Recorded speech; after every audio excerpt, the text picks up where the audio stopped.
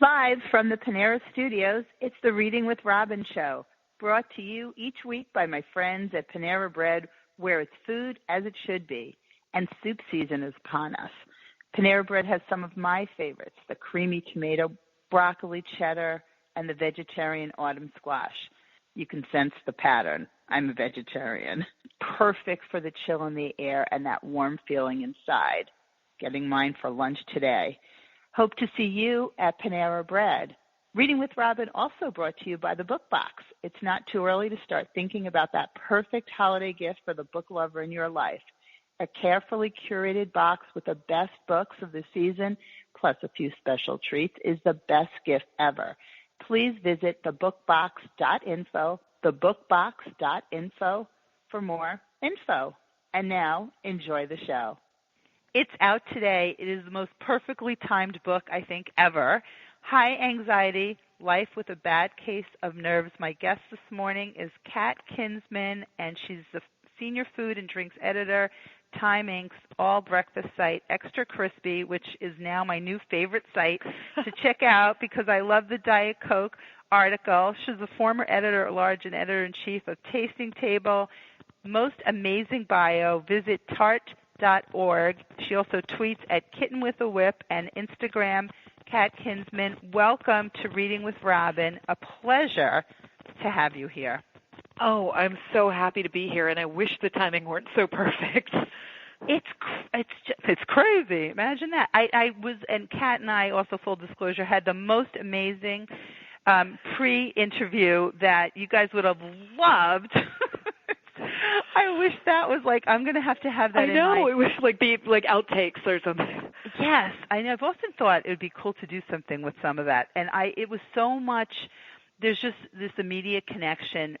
Reading your memoir, and there's just, of course, something about reading a memoir where, you're right into somebody's world. Your storytelling is just so compelling, and there's so much to talk about with this book that we'll get into it. And the humor and the heart, humor and heart, I think, are huge takeaways in this book. And it's just gorgeous. And I'm so excited that High Anxiety is now out in the world for readers. If this book doesn't resonate with everybody, I don't know what the heck they should be reading. It is just one of those just special books out. It's got the little bunny rabbit on the bottom, so you can't miss it. And again, visit tart.org for more information about Kat and everything that's going on.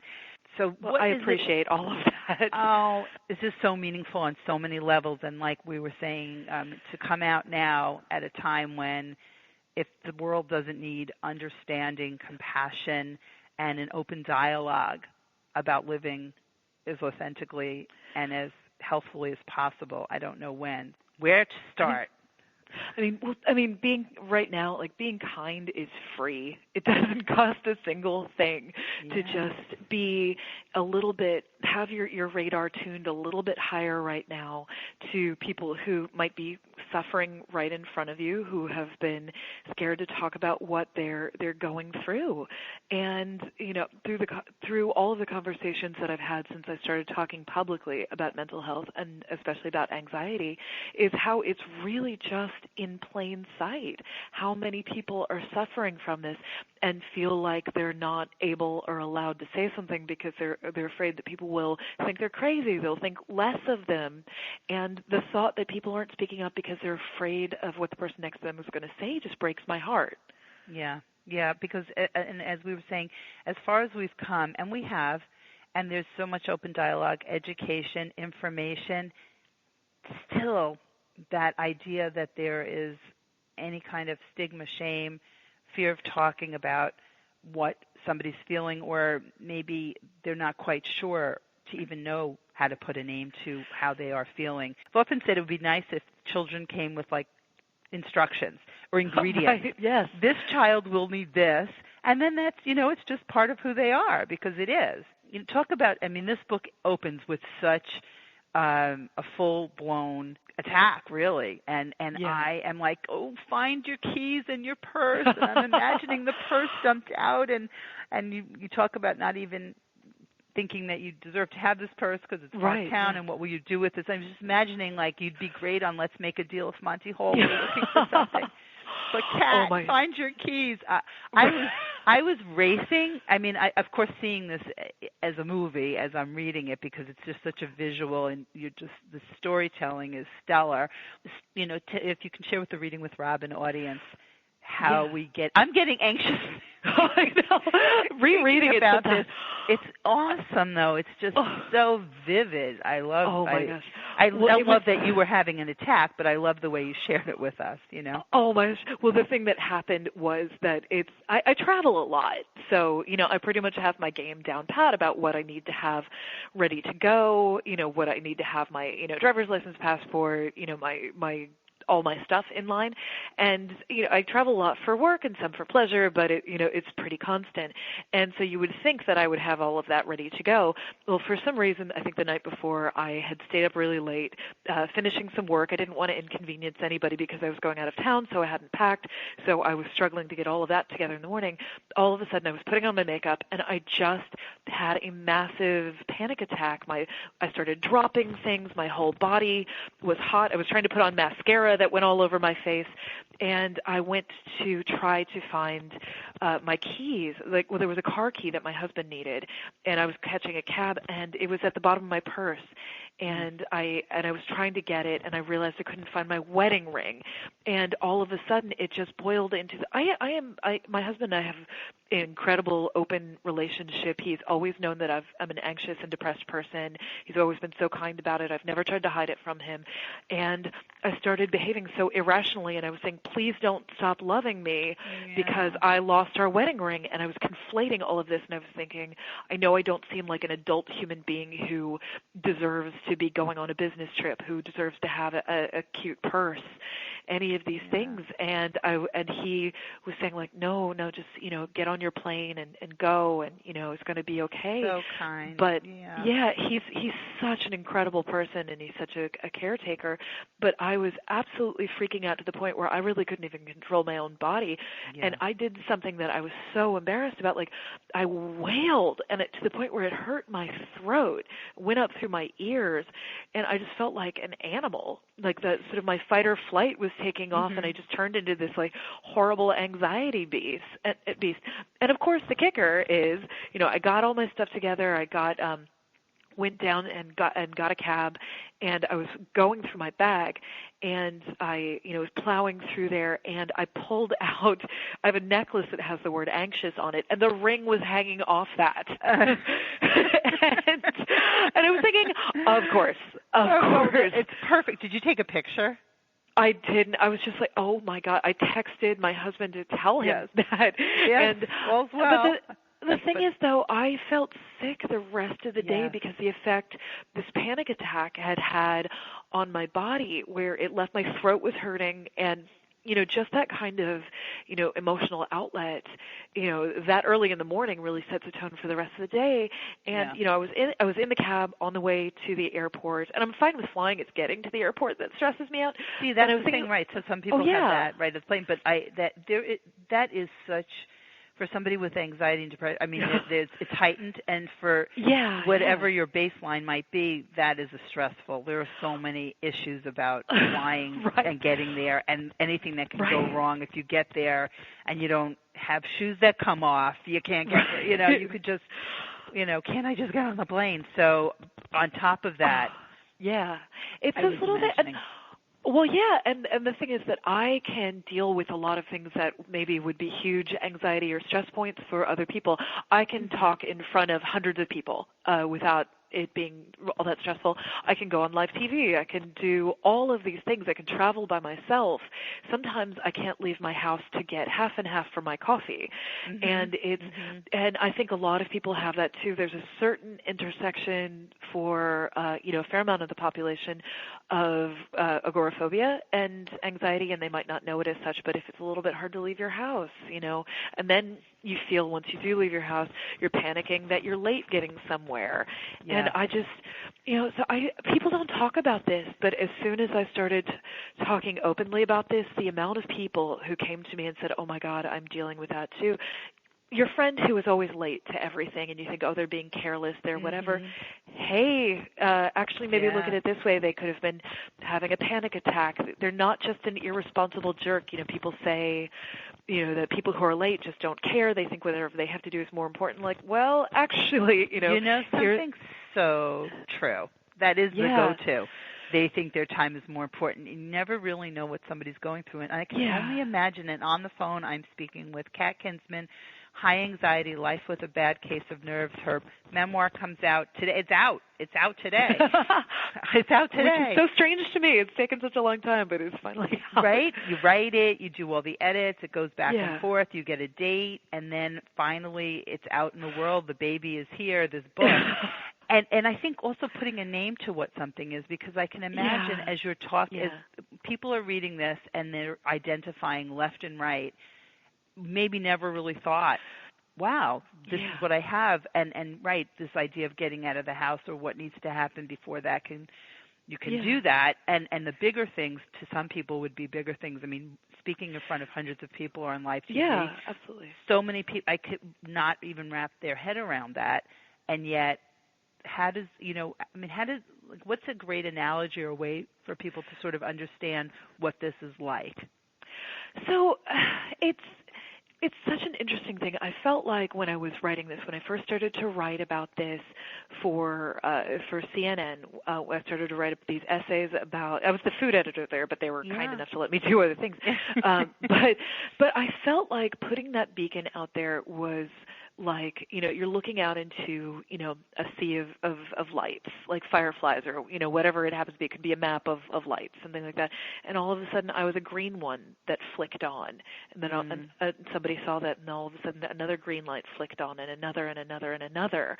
And to be seen is such a huge and powerful thing. I think so many of us struggle in silence with this, where we feel ashamed because, we think that, wait, other people seem to be functional adult human beings who can find their keys and go to the movies and get on a plane and or make a phone call or any of these other things without a problem. Why can't I? And then you feel so ashamed. And to know that there's somebody else who you think is a competent, kind, caring adult with their stuff together, to know that they're struggling through some of those same sorts of things is powerful, and it gives permission for you to talk about it. And all of a sudden I saw my personal world lighting up green with all these other people who I could be open with and say, oh, it's safe to talk about this thing with them.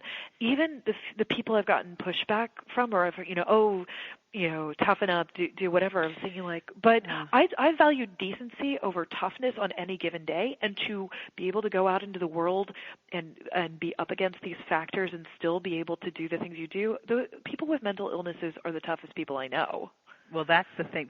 Therein lies the really interesting part, and it is absolutely fascinating. And you say being kind is free, and having compassion and openness and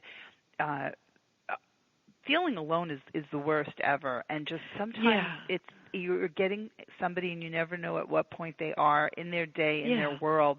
And we were talking earlier about sending a kind text to somebody. I mean, so what are some of the things that you can do to reach out to somebody who maybe is obviously, we were talking about marginalized people and certainly the anxiety producing events of recent. I think it's important, if you can, to be proactive. I mean, not everybody feels like they can speak up. I know that there are people from all different, cultural and social and economic and gender backgrounds who might not feel as if they can be open talking about things. Like I am a person, I'm a straight, white, cisgendered, married woman with access to health care, and I'm married, and I have the money and access to health care. But there are people in my life who don't have those same things going on. It's been really important for me to proactively check with friends of mine, who I know are maybe in, a marginalized position where they're feeling like less safe or less able to speak up for some reason, and proactively say, hey, how are you? What do you need? How can I make you feel safe? And I keep telling people, I say this on social media all the time, and I say it in my real life, right now, and anytime actually, but right now is a time when you can ask somebody how they're doing and be prepared for the idea to be not okay. Yeah. And we have to be comfortable with the awkwardness. We just have to suck it up and deal. If you ask somebody, hey, how are you doing? And they don't say fine, and they say, well, actually, stuff sucks right now. I'm in pain. I'm whatever. Be prepared for that. Mm-hmm. And what is the worst that's going to happen? You have an awkward moment. It might save somebody's life. Absolutely. And that's the thing of that throwaway, like, how are you? Everything's great. Really, every once in a while you just find it like saying, well, would you really like to know? This is, because it becomes this sort of throwaway comment. But people want also to be heard.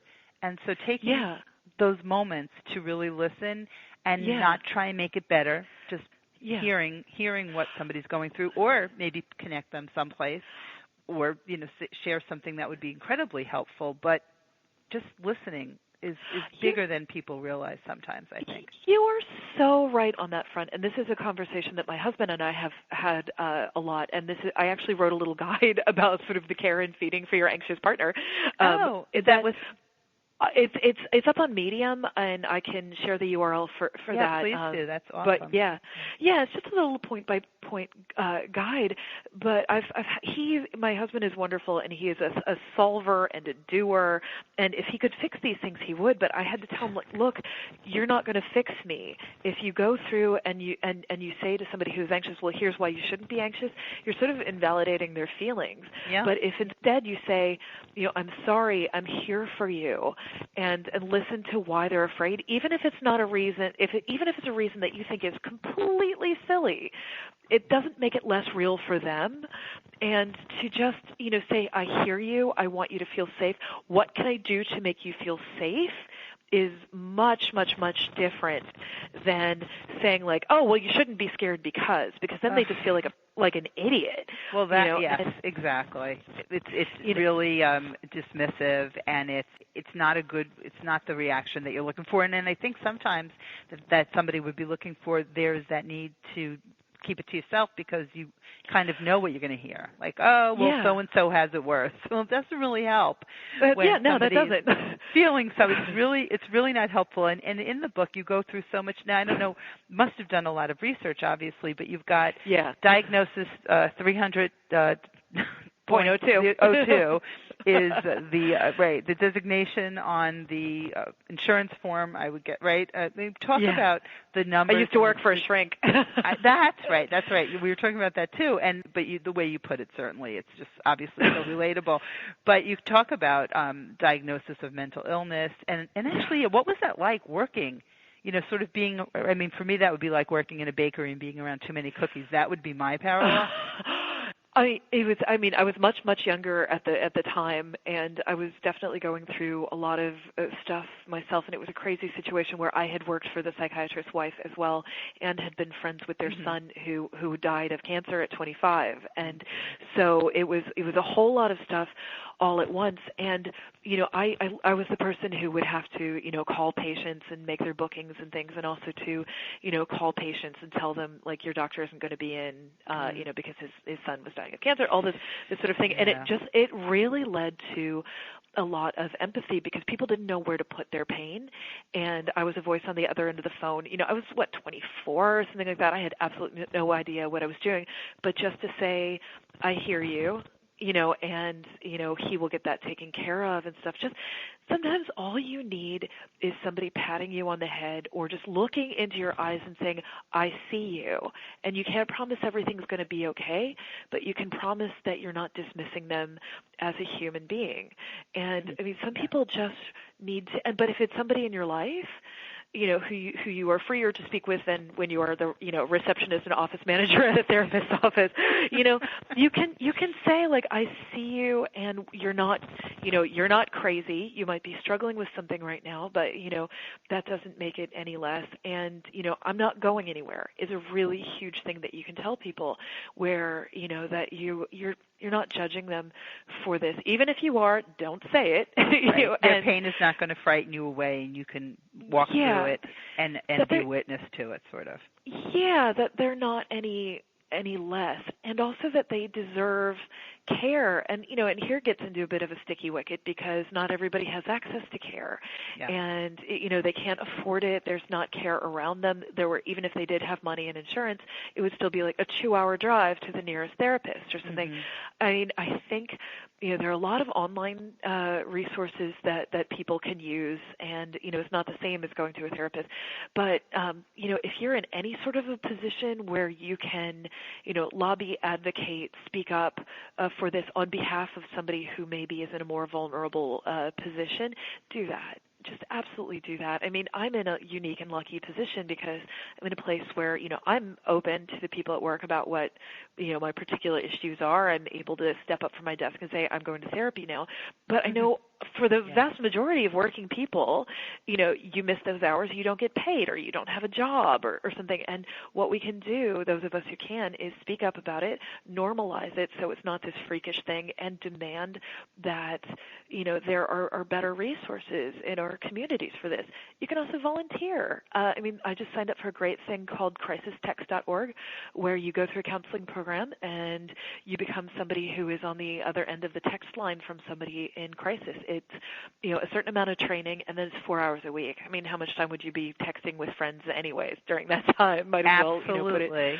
Yes, I think that is such a great way. And we're on all this technology, and you talk in the book, and I'm on the phone with Kat Kinsman, and you can visit her website at www.tart.org. I can't believe I just did the www. That shows I never do that, but tart.org didn't sound like quite enough. And also she tweets at Kitten with a Whip. You can find her also on Instagram and on Facebook. And the book is out today. It's called High Anxiety, Life with a Bad Case of Nerves.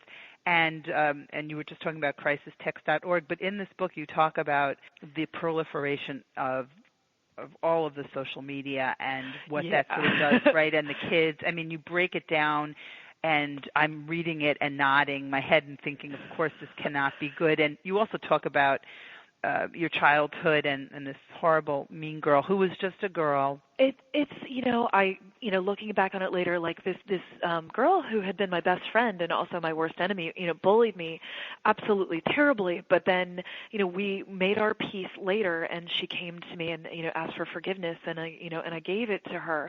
But I also, especially while I was writing the book, thought of all the circumstances that must have been going on in her life for her to feel as if she had to treat me in that particular way, which was like really just incredibly deeply cruel, and which is still to this day have little moments of that.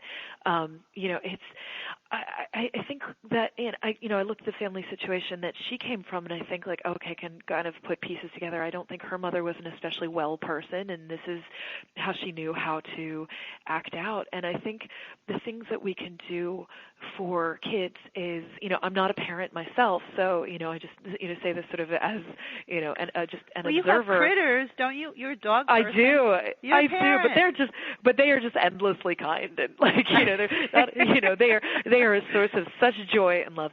But they certainly are. Kids, the motherly instinct kicks in same, but yes, they are endlessly joyful little critters. Oh yeah. But like as for kids, I mean, the value of decency and kindness is such a huge thing. I mean, I was taught by, my own mother has a lot of, physical and emotional issues, but the thing that she really, really taught me was always to look at somebody who is in pain, whether they were, even if they were being awful to me, and while this felt like a burden at the time, it made sense in how I treated people to think like, why are they acting? To know that. Yeah. Yeah. Why are they acting that way? What is the thing that is going on with them that makes them feel like they need to act like that to the world? And granted, some people are probably just jerks, but that usually doesn't happen in a vacuum. Something is happening, with them, and try to understand a little bit about them, and it helps you take things a little bit less personally. But I mean, if you can ever resist the urge to shoot back and wound somebody in that particular way, I think take the high road when you possibly can, even if if somebody is being, if you see somebody doing that to somebody else, you can feel free to intervene and be kind and step in the middle there. If somebody is doing it to you, there's absolutely no reason that you have to put up with abuse. But if you can this has happened to me on various occasions when I've been talking about these things, and somebody has come at me with invective or why are you so weak, all of these kind of stuff. Sure. Almost inevitably, when I have come back and talked to them, I've been apologized to so many times, people telling me, well, actually, I was acting out in pain. These are things I don't like about myself. And they just want to be seen. I mean, that's when you're the thing, right? So acting out and to really notice that in somebody. And as a kid, they're not equipped. I mean, that's a very unusual situation to have a mother that would have said to you, like, think of, to have that empathy. And because as a kid, it's all about the kid, and then it's so painful and the bullying thing. But looking back on it, yes, and you sort of can look at yourself and talk to your 10-year-old self and imagine what that other child was coming from or going to. But it's the day-to-day, especially when it's your child, that's just coming at you with these stories. It's so difficult. And that is true. Like, what are they going through? Or like you said earlier, when somebody's late, what are they really going through? And then there are some people that are just bad or evil. Definitely. Right? We know there are those, but for the most part, you can usually scoop it out and figure out what's really happening. And it's just, a little bit of empathy can absolutely change somebody's day. That can change their life. I remember both the people who have been cruel and kind to me throughout my life, and I mean, those moments of cruelty just absolutely, stick with me, but the moments where somebody stepped outside and were empathetic and kind, those really stick with me, and they become part of who I am. They shine. And you pass it along, it's so contagious. It this really isn't just is. and this isn't just this rose-colored glasses, let's all hold hands and kumbaya and stuff. This is some tough stuff. Like, this is incredibly painful and tough. But my former colleague and dear friend, this woman named Sarah LaTrent, who I worked with for years, she and I came up with this thing at JBCM. Just be cool, man. And I like that, JBCM. And it works in all different situations. JBCM. Just be cool to somebody else. Just, and it's just like, you could be a dick or you could not, And like, the choice is up to you. Smile, hold the door for somebody. Just everybody right now, especially that things are so heightened. I feel like I'm seeing more kindness. That's maybe I'm sure, just like an extra beat or an extra smile or a thank you or something like that to sort of connect. And then I do think as much as we're disconnected or connected through technology, there is just nothing like really giving somebody some time, eye contact, space, and millions of people are affected by anxiety, and the effects are so far-reaching. I would think people will hold you for hours sharing stories because you would be somebody that would be open to listening. You could be like, was it Lucy giving out her advice? If you put like a little one of those things and you sat there and said, Kat's here, I'm ready to listen. You'd be like, lines would be all over the city. Oh, and the thing is that this is one of my serious anxiety points is crowds. And so this is a thing that I'm right. I did read about that. Yeah. So this is something where I have to be in an active, taking care of myself situation too, and think through okay, is it going to benefit somebody else if I am there and present and all of this stuff. So it's one of those things where you manage that, taking care of yourself and then being there. How do you do that? I'm getting anxious thinking about it, Kat. And it's one of those things I'm just having to learn and realizing that people. There's so many people in pain and so many people don't have voice to it, and I just have to tell myself I can't save. I'm not a therapist. I can't save anybody. But what I can do is direct people toward resources that I think are going to be useful, and I can let people know that they're not alone, and that's so important to me. And I love talking to people. It charges my battery, and gives me more to give out to other people. But it also starts conversations among people, and that's just so important to me. And and I feel guilty that I can't. So many people reach out, and there's only so many people I can really get back to, and I really want to, but people keep reminding me that mantra about put your own mask on first before helping others. Absolutely, so you can breathe. You can, because also all of this that you're sharing, and then you've done this book, so you've really done, can breathe easy. Yeah. You have done a lot, and I think that, and I talk to a lot of book clubs, High Anxiety would be the perfect book. I can only imagine the discussions, right, for book clubs and organizations who are looking to connect around a book that's always going to be timely and topical. But the more people are talking about it, you can breathe a little easier knowing you've sort of put it out there. And then there are like networked layers, and then the work goes on and has, it has more advocacy and storytelling and all of that. It all ties together. It's that human interaction and being heard, understood. It's all wrapped up so beautifully in your storytelling that is just deeply personal, touching, and heartfelt. And it's I just want people to know fabulous. that I want people to know that they deserve kindness and they deserve care. And even if you're from, if you're living somewhere that doesn't necessarily facilitate mental health care, or you don't have the money for it, or you're from, a culture that doesn't support it for some reason, you still deserve help. And there are a lot of resources online, and there are probably, honestly, more people around you than you think who are dealing with this exact same thing. And I just want to say, hang on, and you deserve better than what you're getting right now. Yeah, and just be cool, man. JBCM. Just be cool, man. JBCM. I had a necklace made that says JBCM. I love when jewelry is involved in getting our messages out. That and your ring hanging on your necklace. Oh my gosh. Yeah, there's a company called Tatty Divine that I get custom necklaces from all the time. Oh, I love that. Tatty Divine? Tatty Divine, Tatty. Oh, Tatty Divine, okay.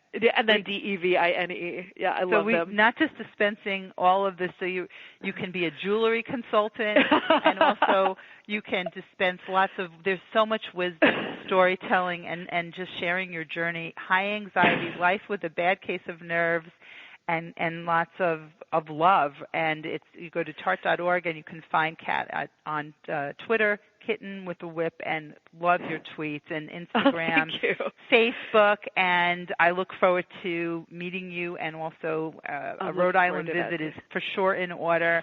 Kat Kinsman, happy Pub Day to you and to all of your readers, and thank you so much for appearing on Reading with Robin.